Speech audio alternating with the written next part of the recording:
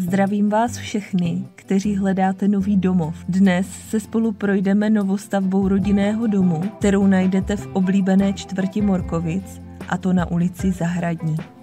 Stávající majitel zkolaudoval dům v roce 2015, takže i kdyby na něm byly, jak se říká, nějaké mouchy, tak už jsou vychytané. Společný čas můžete trávit v prostorném obývacím pokoji s krbem, který je propojený s kuchyní a jídelní částí. Když je kuchyň velká, určitě oceníte spíšku. Ta je vkusně schovaná a dveřmi oddělená od kuchyně. Souhlasíte, že i pro 2 lidi v domácnosti se hodí 2 záchody? Tento dům má jedno WC samostatně a další v koupelně se sprchovým koutem.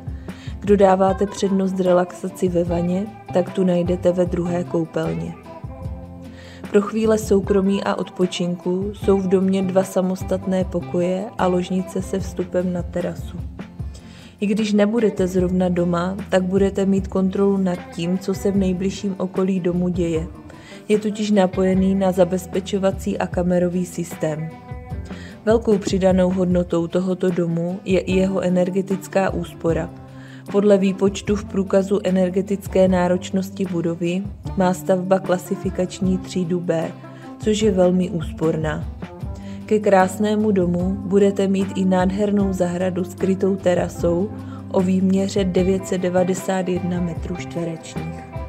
Zavolejte mi a objednejte se na prohlídku, anebo tohle video sdílejte s vašimi známými. Pokud hledají nový moderní dům, tak tento je určitě nadchne.